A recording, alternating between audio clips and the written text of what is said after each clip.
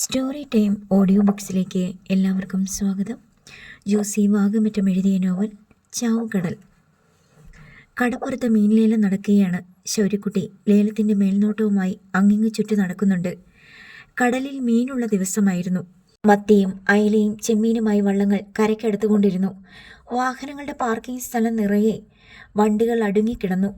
ലേലക്കാർ, വള്ളക്കാർ, വള്ളങ്ങളിൽ നിന്ന് കുട്ടകളിൽ മീൻ കോരി കരയിലേക്ക് ചുമക്കുന്നവർ, ചെറുകിട കച്ചവടക്കാർ, മീൻകാരി പെണ്ണുങ്ങൾ, വീടുകളിൽ നിന്ന് മീൻ വാങ്ങാൻ വന്നവർ, കാഴ്ചക്കാർ, ചായക്കടക്കാരും പെട്ടിക്കടക്കാരും, ഐസ് വണ്ടികൾ, കുട്ടകളിൽ നിന്ന് പൊഴിയുന്ന മീൻ പെറുക്കാൻ നടക്കുന്ന തമിഴത്തികൾ, കടപ്പുറത്ത് അങ്ങിങ്ങ് ഓടുന്ന നായ്ക്കൾ, വള്ളപ്പടികളിലും അമരത്തും വന്നിരുന്ന് തങ്ങളാലാവും വിധം കാറുന്ന കാക്കുകൾ, എല്ലാം ചേർന്ന് ആകെ ബഹളമുഖരിതമായിരുന്നു ചെല്ലിക്കടപ്പുറം.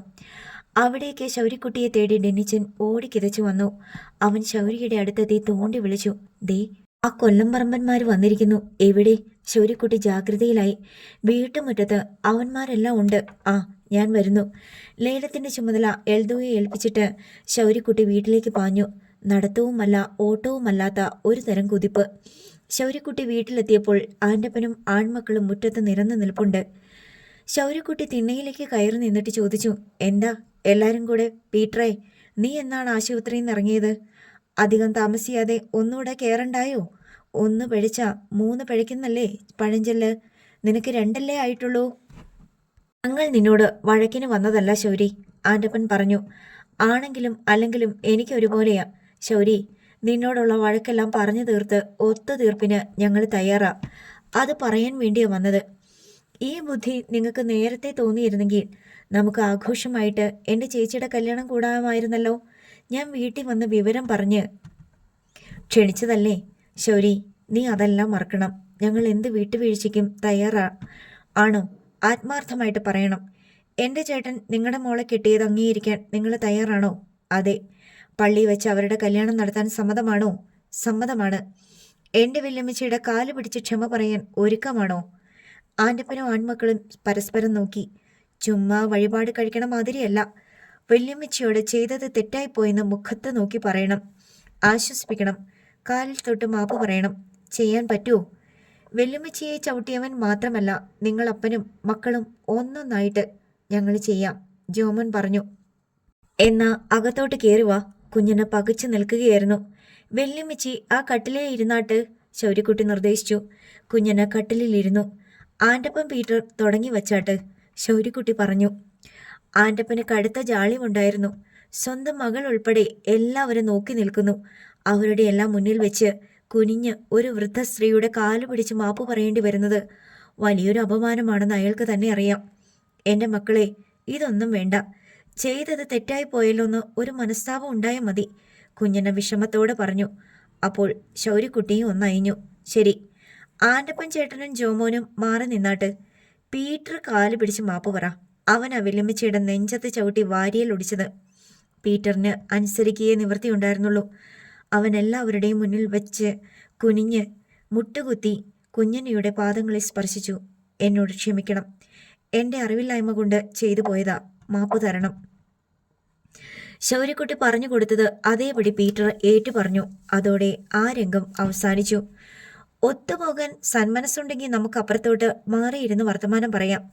ശൗര്യക്കുട്ടി പറഞ്ഞതോടെ അതുവരെ ഉണ്ടായിരുന്ന പിരിമുറുക്കം ഒന്നയഞ്ഞു.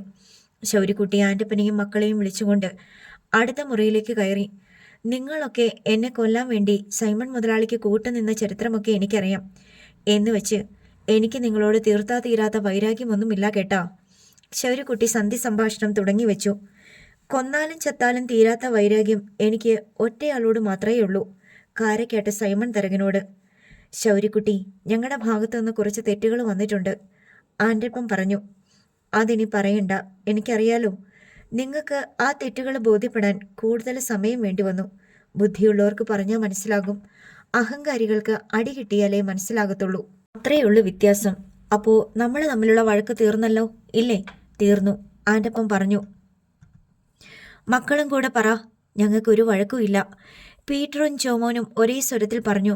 പീറ്ററെ, എനിക്ക് നിന്നെ പണ്ടേ കണ്ണിന് കണ്ടുകൂടാ. കാര്യം എന്താണെന്ന് നിനക്കറിയാവല്ലോ. എൻ്റെ കൂട്ടുകാരനെ തട്ടിയെടുത്തവനാണ് നീ. 4ാം ക്ലാസ്സിൽ പഠിക്കുമ്പോൾ ഓർക്കുന്നുണ്ടോടാ നീ? എൻ്റെ ഏറ്റവും വലിയ കൂട്ടുകാരനായിരുന്നു മൈക്കേല്. അവനെ നീ കൈക്കലാക്കിയപ്പോൾ നിന്നെ കൊല്ലണമെന്ന് വിചാരിച്ചവനാ ഞാൻ. നീ കാരണമാ എൻ്റെ പഠിത്തം നിന്നുപോയത്. അതൊക്കെ നന്നായി. ഞാൻ എത്ര പഠിച്ചാലും എന്നെ കടലിൽ പണിക്കല്ലാതെ വേറൊന്നിനും കൊള്ളത്തില്ലായിരുന്നു. അതിനല്ലാതെ വേറൊരു പണിക്ക് ഞാൻ പോകത്തുമില്ലായിരുന്നു. ഇപ്പം ഞാൻ നിന്നോടുള്ള വിരോധമെല്ലാം കൂടെ എൻ്റെ തലയിന്നെടുത്ത് താഴോട്ട് വെക്കുക. കേട്ടല്ലോ? പീറ്റർ തലയാട്ടി. അപ്പോൾ നിങ്ങളുടെ പെണ്ണും എൻ്റെ ചേട്ടനും തമ്മിലുള്ള കല്യാണം പള്ളിയിൽ വെച്ച് നടത്താം ഇല്ലേ? ആർക്കും എതിർപ്പൊന്നുമില്ലല്ലോ?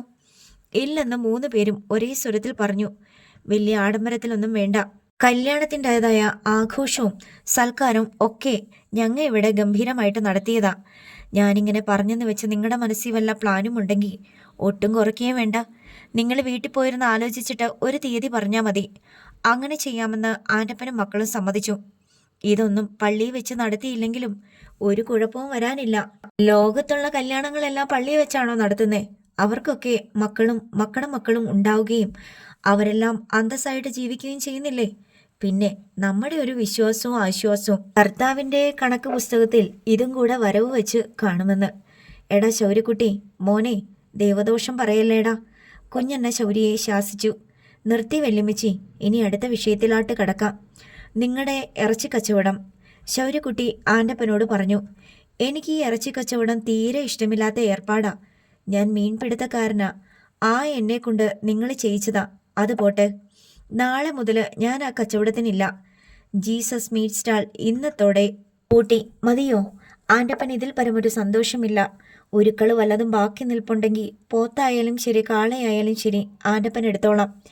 അതിൻ്റെ വിലയും തരാം, ആൻ്റപ്പൻ ഉത്സാഹത്തോടെ പറഞ്ഞു. പീറ്ററിൻ്റെ മുന്നിൽ ഒരു നിർദ്ദേശം കൂടി വെച്ച് ശൗര്യക്കുട്ടി. മേബിളിൻ്റെ മുന്നിൽ പരസ്യമായി ക്ഷമാപണം നടത്തണം. നീ നാട്ടുകാരുടെ മുന്നിൽ വെച്ച് ഭൂലോക തെണ്ടിത്തരമാ വിളിച്ചു പറഞ്ഞത്. അത് തിരുത്തണ്ടേ? നാട്ടുകാരുടെ മുന്നിൽ വെച്ച് തന്നെ തിരുത്തണം.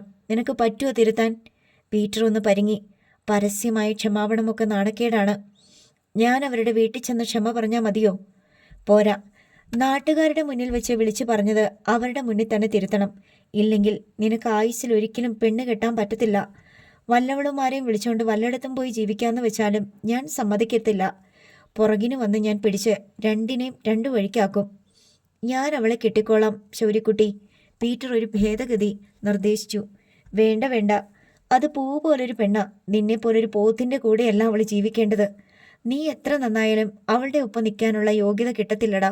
അതോടെ പീറ്ററിന്റെ മുഖം മങ്ങി. ആദ്യം നീ നിന്റെ പെങ്ങളുടെ കല്യാണം മാനമായിട്ട് നടത്ത്, അത് കഴിഞ്ഞിട്ടല്ലേ ബാക്കി. പീറ്റർ പിന്നെ അതേപറ്റി ഒന്നും പറഞ്ഞില്ല. കല്യാണത്തിന് മുമ്പേ തന്നെ നിങ്ങളുടെ പെണ്ണിനെയും എൻ്റെ ചേട്ടനെയും വീട്ടിലോട്ട് വിളിച്ചുകൊണ്ട് പോയി വിരുന്ന് കൊടുക്കണം. ശരിക്കും അവരുടെ കല്യാണം കഴിഞ്ഞിട്ട് മാസങ്ങളായിന്ന് നിങ്ങൾക്കറിയാവല്ലോ. അവരുടെ മനസ്സിൽ വിഷമങ്ങളും സങ്കടങ്ങളും ഒക്കെയുണ്ട്. അതൊക്കെയൊന്ന് തണുത്താട്ട്. അതെല്ലാം വേണ്ട പോലെ ചെയ്തു കൊള്ളാമെന്ന് ആൻ്റപ്പനും ആൺമക്കളും സമ്മതിച്ചു. ജീസസ് മീറ്റ് സ്റ്റാൾ പൂട്ടി. പകരം പൂട്ടിക്കിടന്ന കൊല്ലംപറമ്പിൽ മീറ്റ് സ്റ്റാൾ തുറന്ന് പ്രവർത്തനം ആരംഭിച്ചു. ജീസസ് സ്റ്റാളിൻ്റെ നടത്തിപ്പുകാരനായി നിയമിച്ചിരുന്ന മൈക്കേലിനെ അവിടെ നിന്ന് പിൻവലിച്ച് ശൗര്യക്കുട്ടി ചെല്ലിക്കടപ്പുറത്തെത്തുന്ന മീൻ ലേലം വിളിക്കുന്ന ജോലി ഏൽപ്പിച്ചു കൊടുത്തു. ഒരു ദിവസം ശൗര്യക്കുട്ടി ആംബുലൻസുമായി ചെന്ന് ലൈസാമ്മയെ അതിൽ കയറ്റി ആയുർവേദ ഹോസ്പിറ്റലിൽ കൊണ്ടുപോയി അഡ്മിറ്റാക്കി. അന്നു മുതൽ ചികിത്സയ്ക്കുള്ള ഏർപ്പാടുകളും ചെയ്തു. മേബിൾ ഹോസ്പിറ്റലിൽ അമ്മയ്ക്ക് ബൈസ്റ്റാൻഡറായി നിന്നു. ഷീബയും ഡെന്നിച്ചനും തമ്മിലുള്ള വിവാഹക്കാര്യം പള്ളി വികാരിയുമായി സംസാരിച്ചതും മനസ്സമ്മതത്തിൻ്റെയും കല്യാണത്തിൻ്റെയും തീയതികൾ തീരുമാനിച്ചതും ആൻ്റപ്പനായിരുന്നു. രണ്ടും ഒരാഴ്ചയ്ക്കുള്ളിൽ നടത്താനായിരുന്നു തീരുമാനം. മനസ്സമ്മതം പ്രതിശ്രുത വധുവിൻ്റെ വീട്ടുകാരുടെ ചെലവിൽ നടത്തുന്നതാകിയാൽ അത് ആഡംബരത്തോടു കൂടി നടത്താൻ തന്നെ ആൻ്റപ്പനും കുടുംബവും തീരുമാനിച്ചു. ഇതെല്ലാം ഔപചാരികമായി അറിയിക്കാൻ വേണ്ടി ആൻ്റപ്പൻ തന്നെ ഒരു ദിവസം എമിലിയുടെ വീട്ടിലെത്തി. വിവരങ്ങൾ അറിയിച്ചതിനോടൊപ്പം ഷീബയെയും ഡെന്നിച്ചനെയും വീട്ടിലേക്ക് വിരുന്നിന് ക്ഷണിക്കുകയും ചെയ്തു. ഡെന്നിച്ചനെയും ഷീബയെയും കാറിൽ കയറ്റി ആൻ്റപ്പൻ്റെ വീട്ടിൽ കൊണ്ടുവിട്ടത് ശൗര്യക്കുട്ടിയാണ്. അപ്പോൾ തന്നെ അവൻ മടങ്ങുകയും ചെയ്തു. ആൻ്റപ്പനും ഗ്രേസമ്മയും മക്കളും ചേർന്ന് വിഭവങ്ങൾ ഒരുക്കി മകളെയും മരുമകനെയും വിരുന്നൂട്ടി. ഓരോരുത്തരുടെയും മനസ്സിൽ അവശേഷിച്ചിരുന്ന കാലുഷ്യത്തിൻ്റെ പൊടിപടലങ്ങൾ കൂടി മാഞ്ഞില്ലാതായി. അറക്കൽ ചാർലി സേവ്യറിൻ്റെ മുഖത്ത് നിന്ന് അത്ഭുതം വിട്ടുമാറിയില്ല. ഇത്ര വേഗം ആൻ്റപ്പൻ ശൗര്യപക്ഷം ചേർന്നുവെന്നോ അവർ തമ്മിലുള്ള എല്ലാ മുൻവൈരാഗ്യങ്ങളും അവസാനിച്ചുവെന്നോ. മകളുടെ കല്യാണത്തിന് അറക്കൽ ചാർലിയെയും കുടുംബത്തെയും ക്ഷണിക്കാൻ ചെന്നതായിരുന്നു ആൻ്റപ്പൻ. ഇതെന്ത് പറ്റി നിങ്ങൾക്ക്? അപ്പനും മക്കൾക്കും ഇത്ര പെട്ടെന്ന് എല്ലാം മറക്കാൻ? അല്ല സാറേ, നമുക്ക് ചില തെറ്റുകളൊക്കെ പറ്റി. ഇല്ലെന്ന് പറഞ്ഞാൽ ശരിയാകുമോ? എൻ്റെ മോളും ഡെന്നിച്ചനും ആയി ഇഷ്ടത്തിലാണെന്നറിഞ്ഞപ്പോൾ കെട്ടിച്ചു കൊടുത്താൽ മതിയായിരുന്നു. ഒന്നും വേണ്ട, അവനെ അങ്ങ് വെറുതെ വിട്ടാലും മതിയായിരുന്നു. ഇതിപ്പോൾ കുഴപ്പങ്ങളൊക്കെ സംഭവിച്ചു പോയില്ലേ? തിരുത്തിയില്ലെങ്കിൽ പിന്നെയും പിന്നെയും കുഴപ്പങ്ങൾ കൂടത്തേയുള്ളൂ. മനസ്സമാധാനമില്ലെന്നേ, അതല്ലേ ഏറ്റവും വലുത്. ആൻ്റപ്പൻ്റെ കശാപ്പ് കട പൂട്ടിപ്പോയി, അതായിരുന്നില്ലേ ഏറ്റവും വലിയ കുഴപ്പം? ചാർലി പരിഹാസ സ്വരത്തിൽ പറഞ്ഞു. അത് പിന്നെയും സാരമില്ലായിരുന്നു. ആ ശൗര്യമുണ്ടല്ലോ, പറഞ്ഞ പോലെ ചെയ്യും. സൈമൺ മുതലാളി പോലും പറഞ്ഞു പേടിപ്പിക്കത്തേയുള്ളൂ. ശൗര്യക്കുട്ടി അങ്ങനെയല്ല. അവൻ്റെ വായിന്നൊരു സംഗതി വീണാ പിന്നെ അത് തിരുത്താൻ നോക്കണ്ട. ആൻ്റപ്പന് പേടി കിട്ടി, അതാ സംഗതി. ചാർലി പരിഹാസ ചിരിയോടെ പറഞ്ഞു. 2 തവണ എൻ്റെ പീറ്ററിൻ്റെ വാരിയിൽ ഒടിച്ചു. ശൗര്യയുടെ വെല്ലുമ്മച്ചിയുടെ നെഞ്ചത്ത് ചവിട്ടിയതിൻ്റെയും പകരം വീട്ടല. എന്നെയും ചോമോനെയും വിടത്തില്ലെന്ന് പറഞ്ഞു. ഈ വാരിയലൊക്കെ ഒടിഞ്ഞ് ആശുപത്രിയിൽ കിടക്കുക എന്ന് വെച്ചാൽ അത്ര സുഖമുള്ള ഏർപ്പാടല്ല. ഇതാ ഞാൻ പറഞ്ഞത്, പേടി കിട്ടിയതാണെന്ന്. ചാർലി സാറിന് ചിരിക്കാം, അനുഭവിച്ചവർക്കല്ലേ അതിൻ്റെ കഷ്ടപ്പാടറിയത്തുള്ളൂ. എനിക്കെന്ത് വരാനാ ആൻ്റപ്പ? സോണി മോളെ അവൻ കൊണ്ടുപോകും 3 തരം. ചാർലിയുടെ മുഖഭാവം മാറി. ഞാൻ ഈയിടെ ഒരു പെൺപട്ടിയെ വാങ്ങി. അതിന് സോണിന്ന് പേരിട്ടു. ശൗര്യ വന്ന് പെണ്ണ് ചോദിക്കുമ്പോൾ അതിനെ പിടിച്ച് അവന് കൊടുക്കും. ചാർലി ശൗര്യത്തോടെ പറഞ്ഞു. സോണിപ്പട്ടി ഇവിടെ നിൽക്കും, സോണി മോള് അവൻ്റെ കൂടെ പോകും. അതാ നടക്കാൻ പോണത്. ചാർലിക്ക് മുഷിഞ്ഞു. തനിക്കിപ്പോൾ അവൻ വലുതായിരിക്കും, എനിക്കത്ര വലുതല്ല, മനസ്സിലായോ? എന്നോടെന്തിനാ ദേഷ്യപ്പെടുന്നേ? ഞാൻ കല്യാണം വിളിക്കാൻ വന്നതാ. വിളിച്ചു. ചാർലി സാറും കുടുംബവും വരണം. നമുക്കത് വലിയ സന്തോഷമാ. ചാർലി അതിന് മറുപടി പറയാതെ മുഖം വീർപ്പിച്ചു നിന്നു. ഞാൻ ഇറങ്ങട്ടെ? ആൻ്റപ്പൻ എഴുന്നേറ്റ് സിറ്റൗട്ടിലേക്ക് ഇറങ്ങി. അവിടെ നിന്നും കൊണ്ട് തിരിഞ്ഞു നോക്കി പറഞ്ഞു. നമ്മളാരും വിചാരിച്ച പോലെയല്ല ശൗര്യക്കുട്ടി. സ്നേഹിച്ച നല്ലവനാ, വെറുപ്പിച്ച പിശാശ. അവനറിയാത്ത മരുന്നും മന്ത്രവും ഇല്ല. അവനറിയാത്ത അഭ്യാസങ്ങളില്ല. അവനറിയാൻ മേലാത്ത സൂത്രപ്പണികളുമില്ല. പോലീസുകാരൊക്കെ ഇപ്പോൾ അവൻ്റെ പക്ഷത്താ. അവൻ്റെ കയ്യിൽ പൂത്ത പണം ഇരിപ്പുണ്ട്. നമ്മൾ ഇതുവരെ കണ്ട മുതലിനേക്കാളും കൂടുതലാ കാണാത്ത മുതൽ. അവന് നല്ല ആൾബലമുണ്ട്. ഇവിടെ അവനെ അടിക്കാൻ 50 പേരെ കൂട്ടിയ അവൻ ആന്ധ്രയിൽ നിന്ന് 500 പേരെ കൊണ്ടുവരും. അവരടിച്ചേച്ചും കടൽ വഴി അങ്ങ് പോകും. നമ്മൾ എന്നാ ചെയ്യാനാ? സൈമൺ മുതലാളി ആരുടെയെങ്കിലും മുന്നിൽ തോറ്റിട്ടുണ്ടെങ്കിൽ അതവൻ്റെ മുന്നിൽ മാത്രമാ. അതൊക്കെ മനസ്സിലിരിക്കുന്നത് നല്ലതാ. അതുകൊണ്ടാ പറഞ്ഞത്. ആൻ്റപ്പൻ മുറ്റത്തേക്ക് ഇറങ്ങി. മുറ്റത്ത് കാറിനരികെ പീറ്റർ കാത്തു നിൽക്കുന്നുണ്ടായിരുന്നു. ആൻ്റപ്പൻ കാറിൽ കയറാനായി ഡോർ തുറന്നു. അപ്പോഴേക്കും ചാർലി സിറ്റൗട്ടിലേക്ക് ഇറങ്ങി വന്നു. ഒന്ന് സംശയിച്ചിട്ട് ആൻ്റപ്പൻ വീണ്ടും പറഞ്ഞു. ഒന്ന് ആലോചിച്ച് നോക്കിയാ സൈമൺ മുതലാളിയുടെ മകനേക്കായാലും ഭേദം ശൗര്യക്കുട്ടി തന്നെയാ. പണവും പത്രാസും ആണത്തവും ധൈര്യവും കഴിവും ബുദ്ധിയും എല്ലാം അവനാ. അങ്ങനെ ഒരുത്തനെയല്ലേ നമുക്ക് വേണ്ടത്? ചാർലിയുടെ മറുപടി പ്രതീക്ഷിക്കാതെ ആൻ്റപ്പൻ കാറിൽ കയറി. ഡോർ അടച്ചു. പീറ്റർ കാറിൽ കയറി കാർ സ്റ്റാർട്ട് ചെയ്തു കഴിഞ്ഞു. അത് ഗേറ്റ് കടന്നു പോയി. സൈമൺ തരകനും റോയി സൈമണും റോബിനുമെല്ലാം ആകെ പരിഭ്രാന്തിയിലായിരുന്നു.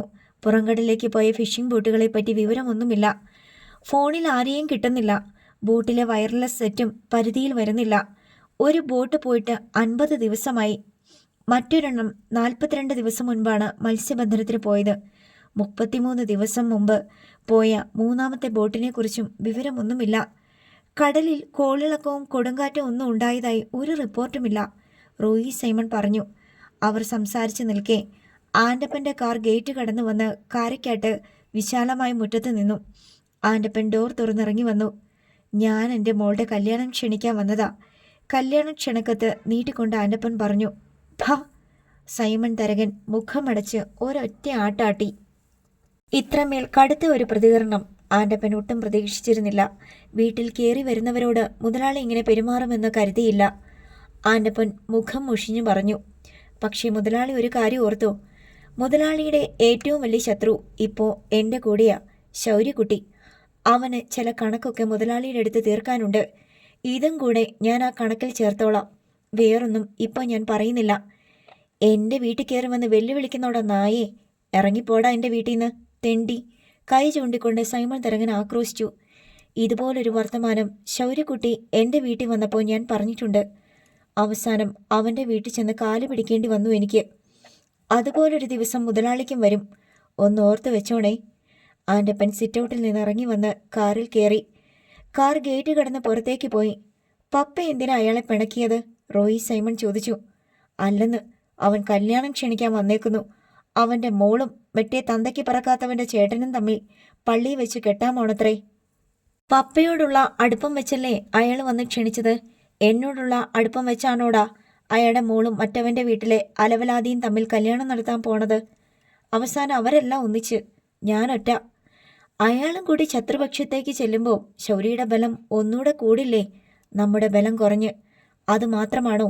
നമ്മുടെ പല രഹസ്യങ്ങളും ആൻ്റപ്പൻ ചേട്ടൻ അറിയാം. ഓ, ആ ഇറച്ചി വെട്ടുകാരൻ്റെ ബലം എനിക്ക് വേണ്ട. അവൻ എൻ്റെ രഹസ്യം അറിഞ്ഞോട്ട് എനിക്കിട്ട് എന്നാ പുളുത്താനാ? പോകാൻ പറ ചെറ്റിയോട്.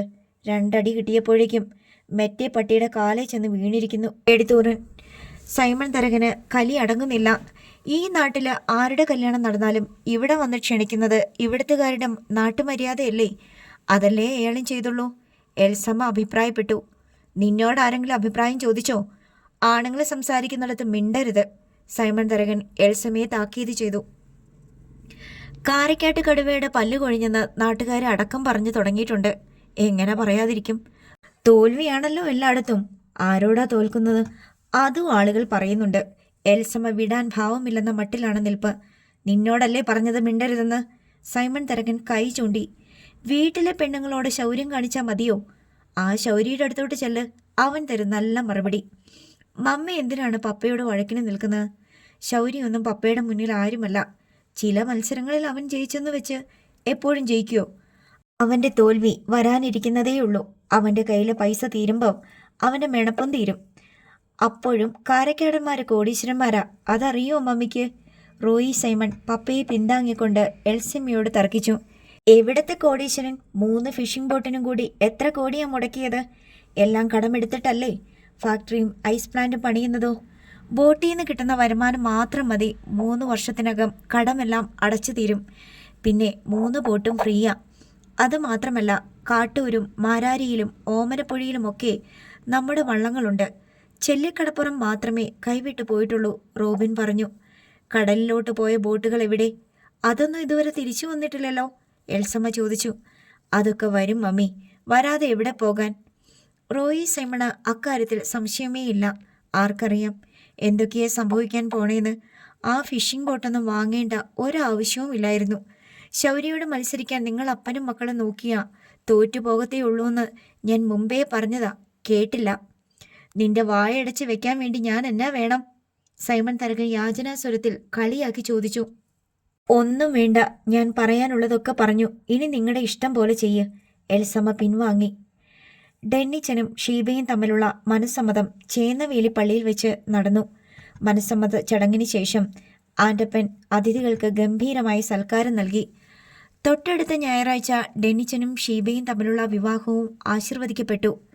2 യുവമിഥുനങ്ങൾ മാത്രമല്ല ഒന്നായത്. 2 കുടുംബങ്ങൾ, അവരുടെ എല്ലാം ബന്ധുക്കൾ. ശൗര്യക്കുട്ടിയുടെ ബന്ധബലം 10 മടങ്ങായി. ചെല്ലിക്കടപ്പുറത്തെ അനൗദ്യോഗിക തരകൻ ഇപ്പോൾ ശൗര്യക്കുട്ടിയാണ്. വള്ളങ്ങളെല്ലാം അവൻ്റെ കീഴിലാണ്. കാരക്കാട്ട് സൈമൺ തരകന് അയാളുടെ തെങ്ങും പറമ്പിൽ മീൻ വണ്ടികൾ പാർക്ക് ചെയ്യുന്നതിൻ്റെ പാർക്കിംഗ് ഫീസ് മാത്രം. ചെല്ലിക്കടപ്പുറം കൈവിട്ടു പോയതോടെ സൈമൺ തരകന് വരുമാനത്തിലും വലിയ ഇടിവ് സംഭവിച്ചു. മറ്റ് കടപ്പുറങ്ങളിൽ ചില വള്ളങ്ങളുണ്ടെങ്കിലും കടലിൽ കാര്യമായ പണിയില്ല. രാത്രി മുഴുവൻ കടലിൽ അലഞ്ഞു തിരിഞ്ഞ് 3000-ഓളം രൂപയുടെ മണ്ണെണ്ണയും കത്തിച്ചിട്ട് കറിക്കുള്ള മീനുമായി മാത്രം മടങ്ങുന്ന വള്ളങ്ങളാണ് അധികവും. ശൗര്യക്കുട്ടിയുടെ വള്ളങ്ങളും കടലിലെ വറുതി അനുഭവിക്കുകയാണ്. ശൗര്യക്കുട്ടി ഇടയ്ക്കിടെ എമിലിയിലോ കുഞ്ഞന്നയിലോ കടലിൽ പോയി മീൻ പിടിക്കാറുണ്ട്. ഡെന്നിച്ചനും മൈക്കേലിനും കടപ്പുറത്തെ മീൻ ലേലവും കണക്കെഴുത്തുമാണ് ജോലി. സൈമൺ തരകൻ്റെ ഫിഷിംഗ് ബോട്ടുകൾ കടലിൽ അപ്രത്യക്ഷമായതിനെക്കുറിച്ച് തീരദേശ പോലീസ് അന്വേഷണം നടത്തുന്നുണ്ടായിരുന്നു. തീരസംരക്ഷണ സേനയും തീരദേശ പോലീസും ഒത്തുചേർന്ന് കടലിൽ വ്യാപകമായി തെരച്ചിൽ നടത്തി. 3 ബോട്ടുകളിലായി 42 മത്സ്യബന്ധന തൊഴിലാളികൾ ഉണ്ടായിരുന്നു. ബോട്ടുകൾ കാണാതായത് സംബന്ധിച്ച് പത്രങ്ങളിലും TV ചാനലുകളിലും വാർത്തകൾ വന്നു. സമുദ്രാതിർത്തി ഭേദിച്ച് മത്സ്യബന്ധനം നടത്തുന്നതിനിടയിൽ ബോട്ടുകൾ ശ്രീലങ്കൻ നാവികസേനയുടെ പിടിയിൽപ്പെട്ടിട്ടുണ്ടോ എന്നായിരുന്നു പോലീസിൻ്റെയും കോസ്റ്റ് ഗാർഡ്സിൻ്റെയും പ്രബലമായ സംശയം. ശ്രീലങ്കൻ ഗവൺമെൻറ്റുമായി ബന്ധപ്പെട്ട് അന്വേഷണം നടത്തിയെങ്കിലും ഇന്ത്യൻ ഫിഷിംഗ് ബോട്ടുകൾ കഴിഞ്ഞ 2 മാസത്തിനിടയിൽ തങ്ങൾ പിടിച്ചെടുത്തിട്ടില്ല എന്നാണ് അവിടെ നിന്ന് കിട്ടിയ വിവരം. ചിലപ്പോൾ ശ്രീലങ്കൻ ഗവൺമെൻറ് നൽകുന്ന മറുപടികൾ വിശ്വാസയോഗ്യമല്ലെന്ന് മത്സ്യബന്ധന തൊഴിലാളികൾക്കും ഇന്ത്യ ഗവൺമെൻറ്റിനും അറിവുള്ളതാണ്. ചില പ്രത്യേക സാഹചര്യങ്ങളിൽ ശ്രീലങ്കൻ നാവികസേന പിടിച്ചെടുക്കുന്ന മത്സ്യബന്ധന ബോട്ടുകളിലെ ജീവനക്കാരെ തടവിലാക്കിയ ശേഷം ബോട്ടുകൾ നശിപ്പിക്കുകയോ മുക്കിക്കളയുകയോ ചെയ്യാറുണ്ട്. സൈമൺ തരകൻ്റെ ഫിഷിംഗ് ബോട്ടുകളുടെ കാര്യത്തിൽ അങ്ങനെ എന്തെങ്കിലും സംഭവിച്ചോ എന്നൊരു സംശയം ബാക്കി നിന്നു. അങ്ങനെയാണെങ്കിൽ പല തീയതികളിൽ പല ഫിഷിംഗ് ഹാർബറുകളിൽ നിന്ന് പുറപ്പെട്ട ബോട്ടുകൾ മൂന്നും ഒരേ വിധത്തിൽ അപ്രത്യക്ഷമായതിൻ്റെ പൊരുൾ എന്താണെന്നുള്ളത് ഒരു നിഗൂഢതയായി അവശേഷിച്ചു. ഓരോ ബോട്ടിലും ഉണ്ടായിരുന്ന തൊഴിലാളികളുടെ ലിസ്റ്റ് പോലീസ് പരിശോധിച്ചുവെങ്കിലും അവ്യക്തമായ ചില സൂചനകൾ മാത്രമാണ് ലഭിച്ചത്. ആന്ധ്രക്കാരായ മത്സ്യബന്ധന തൊഴിലാളികളായിരുന്നു 3 ബോട്ടിലും ഉണ്ടായിരുന്നത്. ചെറിയ ഇഴയ്ക്കൽ നിന്ന് പുറപ്പെട്ട ബോട്ടിൽ തോട്ടപ്പള്ളി സ്വദേശികളായ 2 തൊഴിലാളികൾ കയറേണ്ടതായിരുന്നു. അവർ ഹാർബറിൽ എത്തുന്നതിന് 2 മണിക്കൂർ മുമ്പേ ആദ്യത്തെ ബോട്ട് പുറപ്പെട്ടു. കൊച്ചിയിൽ നിന്നുള്ള 3 മത്സ്യത്തൊഴിലാളികളെ അവസാന നിമിഷം ഒഴിവാക്കിയിട്ടാണ് മട്ടാഞ്ചേരി ഹാർബറിൽ നിന്ന് രണ്ടാമത്തെ ബോട്ട് പോയത്. അവിടെ ബോട്ടിൽ കയറാൻ വന്ന തൊഴിലാളികളെ അന്യസംസ്ഥാനക്കാരായ തൊഴിലാളികൾ നിർബന്ധിച്ച് പിന്തിരിപ്പിക്കുകയായിരുന്നു. കൊല്ലമ്പത്ത് നിന്ന് പോയ ഫിഷിംഗ് ബോട്ടിൽ മലയാളികളായ 2 പേർ പോകേണ്ടതായിരുന്നു. പക്ഷേ പുറപ്പെടുന്നതിൻ്റെ തലേ ദിവസം ബോട്ടിലെ മറ്റ് ജീവനക്കാരും മറ്റ് 2 പേരും തമ്മിൽ കശപിശയുണ്ടായി. ചെറിയൊരു അടികലശൽ നടന്നു. മലയാളികളായ തൊഴിലാളികൾ ഇനി തെലുങ്കന്മാരോടൊപ്പം ജോലി ചെയ്യത്തില്ലെന്ന് തീരുമാനിച്ച് അന്നേ ദിവസം വീട്ടിൽ തന്നെയിരുന്നു. ഇപ്പോൾ 3 ബോട്ടുകളും കടലിൽ അപ്രത്യക്ഷമായി എന്നറിഞ്ഞപ്പോൾ പോകാൻ പറ്റാത്ത തൊഴിലാളികൾക്കെല്ലാം എന്തെന്നില്ലാത്ത ആശ്വാസമാണ് തോന്നിയത്. തങ്ങളുടെ ജീവൻ നഷ്ടപ്പെട്ടില്ലല്ലോ. കാണാതായ ബോട്ടുകളെ സംബന്ധിച്ചിട്ടുള്ള അന്വേഷണം മുന്നോട്ട് നീങ്ങവേ പോലീസിനെ കുഴക്കിയ സംഗതി ഇതുവരെ ഏതെങ്കിലും ഒരു മത്സ്യത്തൊഴിലാളിയെ കാണാതായതായോ മരണം സംഭവിച്ചതായോ യാതൊരു പരാതികളും ലഭിച്ചിട്ടില്ല എന്നതായിരുന്നു. 42 മത്സ്യത്തൊഴിലാളികൾ എവിടെ പോയി മറിഞ്ഞു? അവർ ആരൊക്കെയാണ്? അവർക്ക് എന്താണ് സംഭവിച്ചത്? 42 മത്സ്യബന്ധന ജീവനക്കാരുടെ ഉറ്റവരും ഉടയവരും എവിടെയാണ്? അവർക്ക് നഷ്ടപ്പെട്ടവരെക്കുറിച്ച് പരാതികളില്ലേ? തീരദേശ പോലീസ് അന്വേഷണം ഊർജിതമാക്കി. ബോട്ടിൽ പണിയെടുക്കാൻ വന്ന അന്യസംസ്ഥാനക്കാരായ തൊഴിലാളികളുടെ അഡ്രസ് വെച്ച് അന്വേഷണം നടത്തി. ആ അന്വേഷണം ആന്ധ്രയുടെ കടൽ തീരങ്ങളിലേക്കും വ്യാപിപ്പിച്ചു. അന്വേഷണത്തിനിടയിൽ ചില കാര്യങ്ങൾ പോലീസിന് മനസ്സിലായി. ബോട്ടുകളിലെ തൊഴിലാളികളുടെ ID കാർഡുകളും വിലാസങ്ങളുമെല്ലാം വ്യാജമായിരുന്നു. വിലാസക്കാരനെ അന്വേഷിച്ച് ചെന്നിടത്തൊന്നും ആ പേരിൽ ഒരാളോ വീടോ ബന്ധുക്കളോ ഒന്നുമില്ല. ആന്ധ്രാക്കാരനായ ഒരൊറ്റ മത്സ്യത്തൊഴിലാളിയെ പോലും കാണാതായതായി പോലീസിൽ റിപ്പോർട്ട് ചെയ്യപ്പെട്ടിട്ടില്ല. മാൻ മിസ്സിംഗ് ഗണത്തിലുള്ള ഒരു പരാതിയും ലഭിച്ചിട്ടുമില്ല. ഇതിൻ്റെ എല്ലാം അർത്ഥം ഇങ്ങനെ ഗണിച്ചെടുക്കാമായിരുന്നു. സൈമൺ തരകൻ്റെ ബോട്ടുകളിലെ മീൻപിടുത്തക്കാർ വ്യാജനാമധാരികളും കപട മേൽവിലാസക്കാരുമായിരുന്നു. ബോട്ടുകൾ കടത്തിക്കൊണ്ടു പോവുകയോ മുക്കിക്കളയുകയോ ആണ് ചെയ്തിട്ടുള്ളത്. അതിനാൽ തന്നെ മലയാളികളായ തൊഴിലാളികളെ അവർ പലവിധ തന്ത്രങ്ങൾ ഉപയോഗിച്ച് ബോട്ടുകളിൽ നിന്ന് ഒഴിവാക്കിയിരുന്നു. കേരളത്തിലെ ഹാർബറുകളിൽ നിന്ന് മത്സ്യബന്ധനത്തിന് പോയ 3 ബോട്ടുകളെയും കടലിൽ പലയിടത്തും വെച്ച് മറ്റ് ബോട്ടുകളിലെയും വള്ളങ്ങളിലെയും മത്സ്യത്തൊഴിലാളികൾ കണ്ടിട്ടുണ്ട്. ആഴക്കടലിൽ വെച്ച് ആ ബോട്ടുകൾ കണ്ട കപ്പലുകൾ പോലുമുണ്ട്. എന്നിരുന്നാലും ആ ബോട്ടുകൾ തിരിച്ച് തീരത്തേക്ക് വരുന്നതായി ആരും കണ്ടിട്ടില്ല. കേരളത്തിൻ്റെയോ ഇതര സംസ്ഥാനങ്ങളുടെയോ തീരക്കടലുകളിൽ വെച്ച് ആ ബോട്ടുകളെ ആരും കണ്ടിട്ടില്ല. ബംഗാൾ ഉൾക്കടലിൻ്റെ തീരപ്രദേശങ്ങളിലെ ഹാർബറുകൾ പോണ്ടിച്ചേരി മുതൽ ശ്രീകാകുളം വരെയും അറബിക്കടലിൻ്റെ തീരപ്രദേശങ്ങളായ കൊച്ചി മുതൽ മുംബൈ വരെയും അന്വേഷണം വ്യാപിപ്പിച്ചുവെങ്കിലും കാണാതായ 3 ബോട്ടുകൾ ഒരിടത്തും കണ്ടെത്താൻ കഴിഞ്ഞില്ല. 3 ബോട്ടുകളുടെ തിരോധാനം ഒരു യക്ഷിക്കഥ പോലെ നിഗൂഢമായി അവശേഷിച്ചു. തീരദേശ പോലീസ് എത്തിച്ചേർന്ന നിഗമനങ്ങളിൽ ചിലത് ഇങ്ങനെയൊക്കെയായിരുന്നു. ഇൻഷുറൻസ് പണം തട്ടാൻ വേണ്ടി സൈമൺ തരകൻ 3 ബോട്ടുകൾ പുറംകടലിൽ മുക്കിക്കളഞ്ഞിരിക്കാം. ബോട്ടിലെ തൊഴിലാളികളെ മറ്റേതെങ്കിലും ബോട്ടിൽ കയറ്റി രക്ഷപ്പെടുത്തിയ ശേഷമായിരിക്കാം ഇങ്ങനെ ചെയ്തത്. അതല്ലെങ്കിൽ സൈമൺ തരകൻ്റെ ശത്രുക്കൾ ബോട്ടുകൾ 3 കടലിൽ മുക്കി താഴ്ത്തിയതാവാം. പക്ഷേ അപ്പോൾ ബോട്ടിലെ തൊഴിലാളികളെ ആര് രക്ഷിച്ചു എന്ന നിഗൂഢതയ്ക്ക് ഉത്തരമില്ല. അടുത്ത നിഗമനം സൈമൺ തരകൻ്റെ ബോട്ടുകൾ ഏതെങ്കിലും അജ്ഞാത ഡോക്കിൽ കൊണ്ടുപോയി ആരും അറിയാതെ പൊളിച്ചടുക്കിയിരിക്കാം. ബോട്ടിലെ തൊഴിലാളികൾ വൻപിച്ച തുക പ്രതിഫലമായി പറ്റിക്കൊണ്ട് അതിന് കൂട്ടുനിന്നിരിക്കാം. എന്തായാലും ബോട്ടുകളുടെ തിരോധാനത്തിന് പിന്നിൽ അതിസൂക്ഷ്മമായൊരു പ്ലാനിങ് നടന്നിട്ടുണ്ടെന്നുള്ള കാര്യത്തിൽ പോലീസിന് യാതൊരു സംശയവുമില്ലായിരുന്നു. ആ സംശയം ബോട്ടുകൾ എവിടെ നിന്ന് വാങ്ങി, ആരോട് വാങ്ങി, ആരൊക്കെയായിരുന്നു ഇടനിലക്കാർ, ബോട്ടിലേക്ക് ആന്ധ്രക്കാരായ തൊഴിലാളികളെ നിർദ്ദേശിച്ചത് ആര് ഇത്യാദി അന്വേഷണങ്ങളിലേക്ക് പോലീസിനെ നയിച്ചു. കൊച്ചിൻ ഫിനാൻസിയേഴ്സ് മാനേജർ ബേബി കുരുവിളയാണ് ബോട്ട് വാങ്ങാൻ ഏജന്റുമായി പരിചയപ്പെടുത്തിയതെന്ന് സൈമൺ തരകനും ആൺമക്കളും പോലീസിനോട് വെളിപ്പെടുത്തി.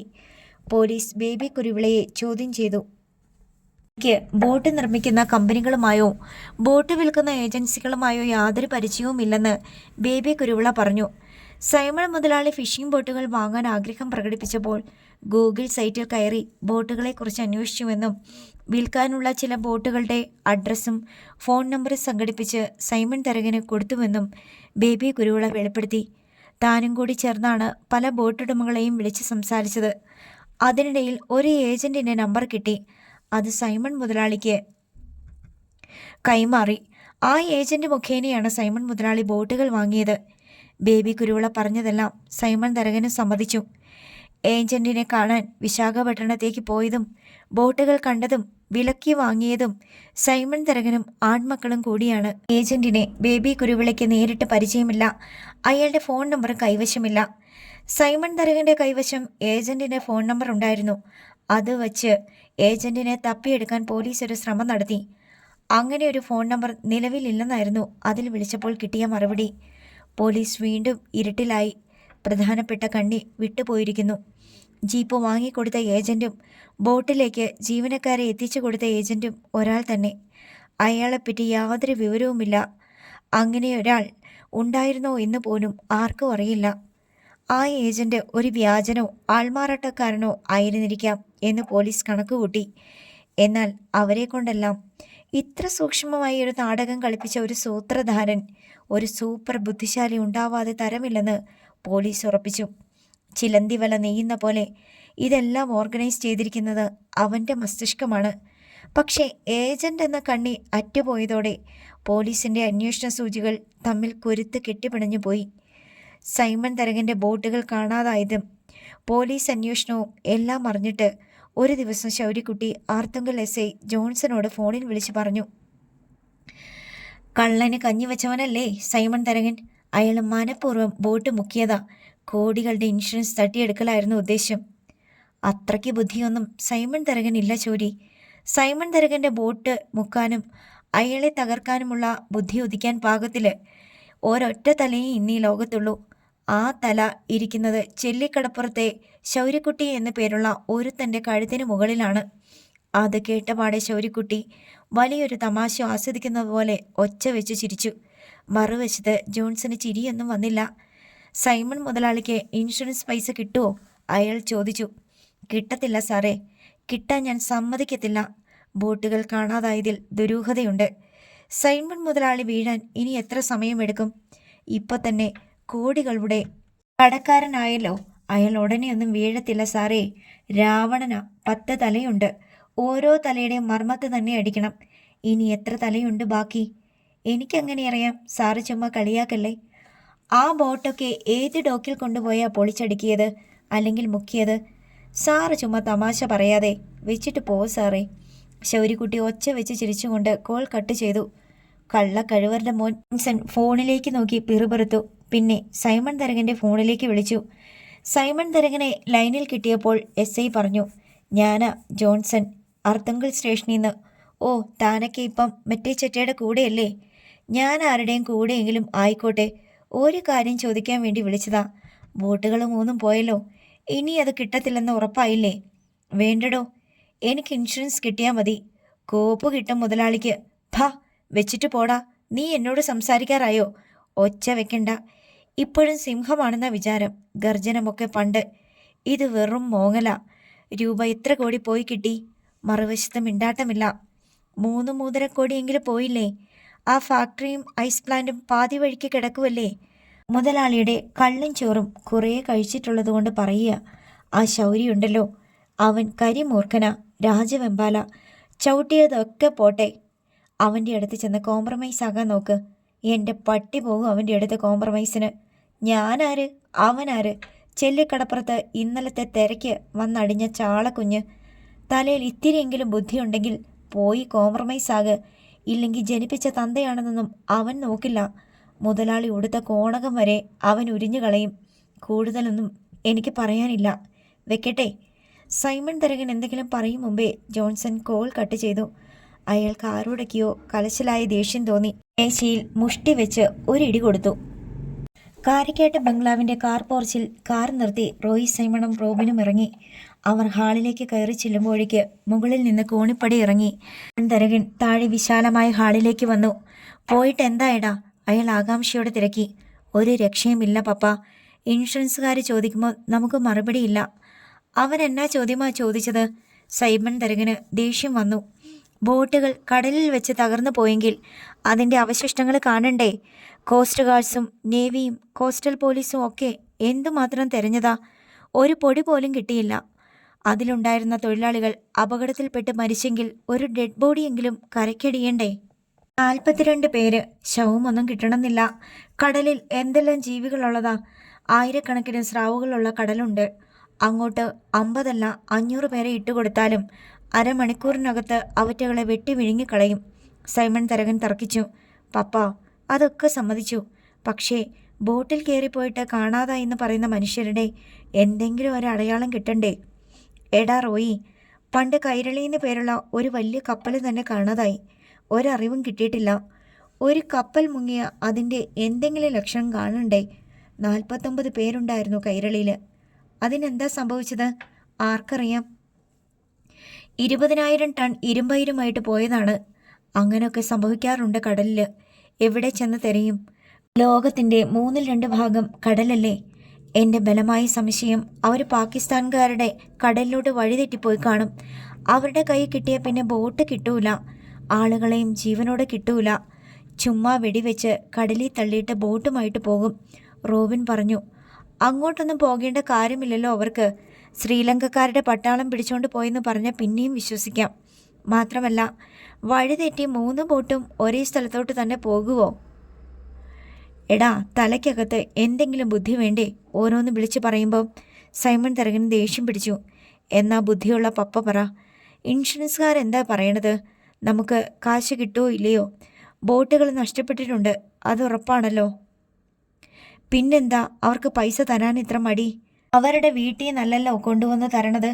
പപ്പ, എങ്ങനെ നമുക്ക് ഇൻഷുറൻസ് ക്യാഷ് തരാതെ പറ്റിക്കാമെന്നാണ് അവരുടെ ആലോചന. നമ്മൾ പറയുന്ന മനുഷ്യര് ഒരിടത്തു നിന്നും മിസ്സായിട്ടില്ല. അവരുടെ ഭാര്യയും മക്കളും ബന്ധുക്കളുമൊക്കെ നിലവിളിച്ചോണ്ട് പരാതിയുമായിട്ട് അതാത് സ്ഥലത്തെ പോലീസ് സ്റ്റേഷനിലും കോടതിയിലുമൊക്കെ ചെല്ലണ്ടേ? ആരും ചെന്നിട്ടില്ല. ആർക്കും ഒരു പരാതിയുമില്ല. ഒരാളെ പോലും മിസ്സായതായി ഒരിടത്തും റിപ്പോർട്ട് ചെയ്യപ്പെട്ടിട്ടില്ല. അതാണ് ഇൻഷുറൻസുകാർ ചോദിക്കണത്. നമ്മൾ ഇൻഷുറൻസ് പൈസ തട്ടാൻ വേണ്ടി മനഃപൂർവ്വം കടലിൽ എവിടെയെങ്കിലും കൊണ്ടുപോയി ബോട്ടുകൾ മുക്കിക്കളഞ്ഞെന്നാണ് അവരുടെ സംശയം. റോബിൻ വിശദീകരിച്ചു. അവർ ചോദിക്കുന്നതിലും കാര്യമുണ്ട് പപ്പ. ഇതിലുണ്ടായിരുന്നെന്ന് നമ്മൾ പറയുന്ന തൊഴിലാളികൾ എവിടെ പോയി? അവരൊക്കെ ആരാ? അതിനുത്തരം കിട്ടണ്ടേ? ഇവിടെ തന്നിരുന്ന അഡ്രസ്സും ഫോണും ID കാർഡിൻ്റെ കോപ്പിയും എല്ലാം ഫേക്കാണെന്ന് പോലീസിൻ്റെ അന്വേഷണത്തിൽ തെളിഞ്ഞല്ലോ. ചുരുക്കം പറഞ്ഞാൽ നമ്മുടെ ഇൻഷുറൻസ് കാശ് ചില്ലി പോലും കിട്ടത്തില്ല. കിട്ടും, നമ്മൾ തെളിയിക്കണം. ബോട്ടുകൾ കടലിൽ അപകടത്തിൽപ്പെട്ട് മുങ്ങി എന്നും അതിലുണ്ടായിരുന്ന ആളുകൾ മരിച്ചെന്നും അവരുടെയൊക്കെ അഡ്രസ്സും കൊടുക്കണം. റോബിൻ വെളിപ്പെടുത്തി. എടാ, രൂപ 2-4 ലക്ഷമല്ല, കോടികളാ. ഈ കാരക്കേട്ട് ബംഗ്ലാവാ ഈടും കൊടുത്തേക്കണത്. ഫാക്ടറിയും ഐസ് പ്ലാന്റും പണിയാൻ വേണ്ടി തെങ്ങും പറമ്പും പണയം വെച്ച്. ഇതൊക്കെ തിരിച്ചടയ്ക്കണ്ടേ? പപ്പ, കൊച്ചിൻ ഫിനാൻസുകാരോട് ചെന്ന് പറ കുറച്ച് ഇളവ് ചെയ്തു തരണമെന്ന്. ായിട്ട് വലിയ അടുപ്പമല്ലേ അതിൻ്റെ മാനേജർ? അയാളാണല്ലോ എന്നെ ഇതിലൊക്കെ വലിച്ചിട്ടത്. ബോട്ടുകൾ വാങ്ങാനും ഫാക്ടറി പണിയാനും. ഞാൻ അന്നേ പറഞ്ഞതാ. കേട്ടുകൊണ്ട് നിന്നിരുന്ന എൽസമ്മ കുറ്റപ്പെടുത്തി. നമ്മുടെ സമയം ചീത്തയാണ്. കണ്ണുമടച്ച് ആരെയും വിശ്വസിക്കരുത്.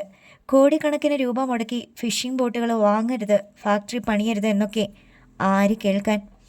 എടി, ഞാൻ എന്തെങ്കിലും ഒരു കാര്യം ചെയ്യാൻ ഇറങ്ങുമ്പോൾ ചെയ്യരുതെന്നല്ലാതെ ചെയ്യണമെന്ന് നീ ഇന്നേ വരെ പറഞ്ഞിട്ടുണ്ടോ?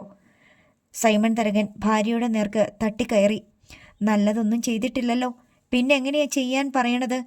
ആ ശൗര്യയോട് യുദ്ധത്തിന് പോകരുതെന്ന് എത്ര തവണ പറഞ്ഞു. എന്നിട്ടെന്തായി? എല്ലായിടത്തും തോറ്റു. ചെല്ലിക്കടപ്പുറത്തെ തരകൻ ഇപ്പോൾ ശൗര്യ.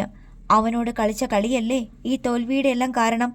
മിണ്ടിപ്പോകരുത്, പൊയ്ക്കോ എൻ്റെ മുന്നീന്ന്. വിവരം കിട്ടവള് ഗുണദോഷിക്കാൻ വന്നേക്കണ്.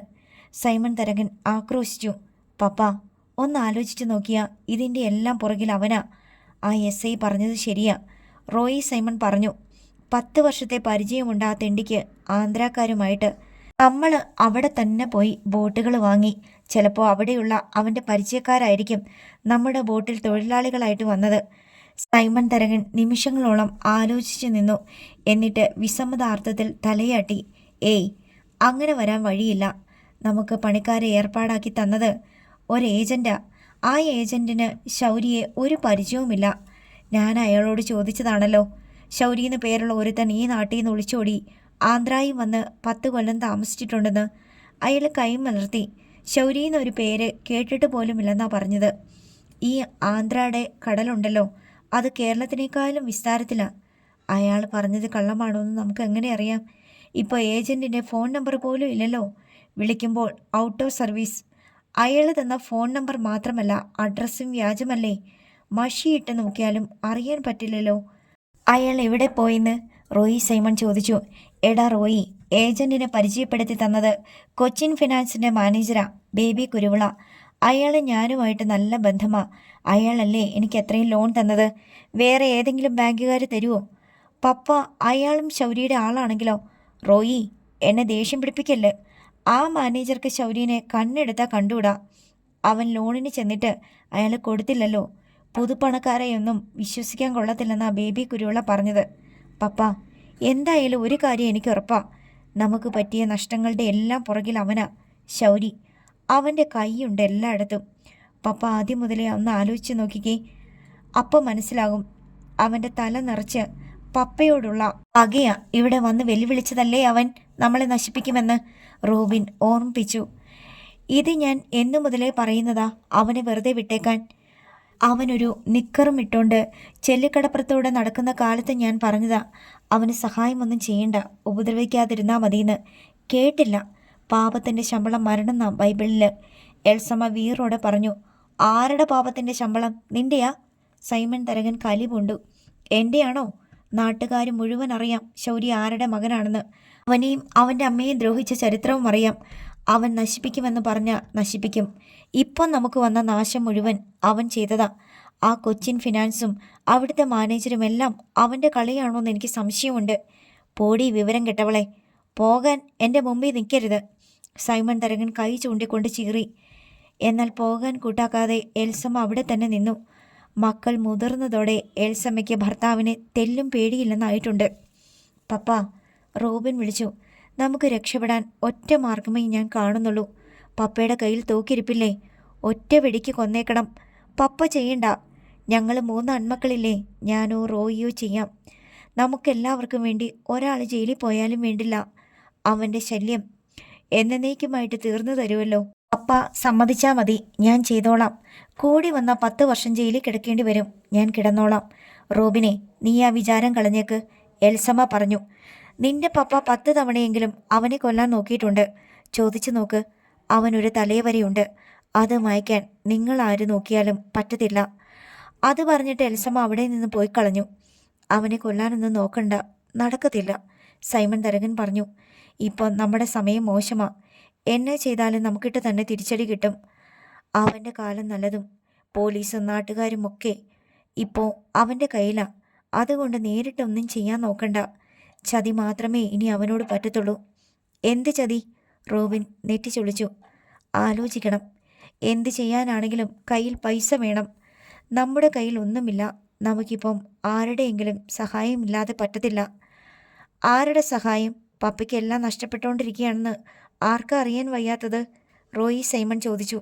നമുക്ക് ഡാൻഡസിൻ്റെ കല്യാണം അങ്ങ് നടത്തിയാലോ? നമ്മൾ പൊളിഞ്ഞു എന്നറിഞ്ഞാൽ അറക്കൽ ചാർലി അയാളുടെ മോളെ ഡാൻഡസിന് തന്നെ കൊടുക്കണമെന്നില്ല. കല്യാണം നടത്തിയ എന്താ മെച്ചം? അറക്കൽ ചാർലിയുമായിട്ടുള്ള ബന്ധം എന്ന് പറഞ്ഞാൽ അതിൻ്റെ ബലം ഒന്ന് വേറെയാ.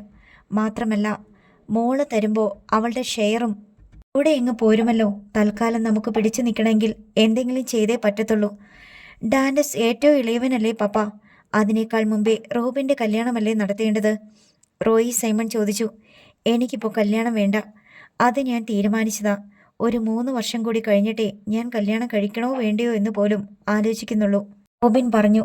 നീ നിന്റെ കാര്യം പറ, നിനക്കിപ്പോൾ കെട്ടണോ? സൈമൺ തരകൻ റോയി സൈമണോട് ചോദിച്ചു. എനിക്കും 2 വർഷം കഴിഞ്ഞു മതി. അതാ ഞാൻ പറഞ്ഞത് ഡാൻഡസിന്റെ കല്യാണം നടത്താമെന്ന്. അറയ്ക്കൽ ചാർലിയുമായിട്ട് ബന്ധം വന്നു കഴിഞ്ഞാൽ അതിൻ്റെ ബലത്തിൽ നിങ്ങൾക്ക് കുറച്ചുകൂടെ നല്ല കല്യാണ ആലോചനകൾ വരും. സൈമൺ തരകൻ മക്കളെ ഉദ്ബോധിപ്പിച്ചു. ഡാൻഡസിന്റെ വിവാഹം ആദ്യം നടത്താനാണ് പദ്ധതിയെന്ന് കേട്ടപ്പോൾ എൽസമ്മ എതിർപ്പ് പ്രകടിപ്പിച്ചു. മൂത്തവർക്ക് ഉടനെ കല്യാണം വേണ്ടെങ്കിലോ? സൈമൺ തരകൻ ചോദിച്ചു. പിന്നീട് ഡാൻഡസ് മമ്മിയെ സമീപിച്ച് കല്യാണക്കാര്യത്തിൽ കടുംപിടുത്തം വേണ്ടെന്ന് ഉപദേശിച്ചു. എല്ലാം കൊണ്ടും ഞങ്ങളുടെ മാരേജ് ഉടനെ നടത്തുന്നത് തന്നെയാ മമ്മി നല്ലത്. എന്താന്ന് വെച്ചാൽ ആ ശൗരി ഓരോന്നോരോന്നായിട്ട് വെട്ടിപ്പിടിച്ച് കയറി വരുന്നുണ്ട്. ഇക്കണക്കിന് പോയാൽ അവൻ പറഞ്ഞ വാക്ക് പാലിച്ചെന്നിരിക്കും. എന്ത് വാക്ക്? അവൻ സോണിയെ കല്യാണം കഴിക്കുമെന്ന്. അതിനവളെ സമ്മതിക്കണ്ടേ? സമ്മതിക്കില്ല, അതെനിക്കറിയാം. പക്ഷേ മാരേജ് ഉടനെ നടത്തുന്നത് നല്ലത്. മനസ്സമ്മതമെങ്കിലും നടത്തി വെക്കണം. നമുക്കുണ്ടായിരുന്നതെല്ലാം നഷ്ടപ്പെട്ടുകൊണ്ടിരിക്കുക. സോണിയെ കൂടി നഷ്ടപ്പെടാൻ ഇടവരരുത്. ആ ശൗരി എന്തൊക്കെ പ്ലാൻ ചെയ്തിട്ടുണ്ടെന്ന് നമുക്കറിയില്ലല്ലോ. ഡാൻഡസിന് പേടിയുണ്ടെന്ന് എൽസമ്മയ്ക്ക് മനസ്സിലായി. അറക്കൽ വീട്ടിൽ മുൻകൂട്ടി അറിയിച്ച ശേഷം ഒരു ദിവസം സൈമൺ തരകനും കുടുംബവും അവിടേക്ക് സന്ദർശനത്തിന് പോയി. ചാർലിയും ഭാര്യയും മക്കളും സന്തോഷത്തോടെ അവരെ എതിരേറ്റു. സോണിയ വന്ന് ഡാൻഡസിനരികെ നിലയുറപ്പിച്ചു. അവർ തമ്മിൽ ഒന്നും പറഞ്ഞില്ലെങ്കിലും കണ്ണുകൾ സംസാരിക്കുന്നുണ്ടായിരുന്നു. ചാർലിയുടെ വീട്ടിൽ ഒരുക്കിയ സൽക്കാരം സ്വീകരിച്ച് സംസാരിക്കുന്നതിനിടയിൽ സൈമൺ തരകൻ ഡാൻഡസും സോണിയ റോസും തമ്മിലുള്ള വിവാഹം നടത്തുന്നതിനെ പറ്റി പരാമർശിച്ചു. ഇതവർ രണ്ടുപേരും നിൽക്കുവല്ലയോ? ചാർലി ഓർമ്മിപ്പിച്ചു. അവർക്കിപ്പോൾ കല്യാണം വേണ്ടെന്നാണ്. ഡാൻഡസിനാണെങ്കിൽ നേരെ മറിച്ച അവന് പെണ്ണ് കെട്ടണം.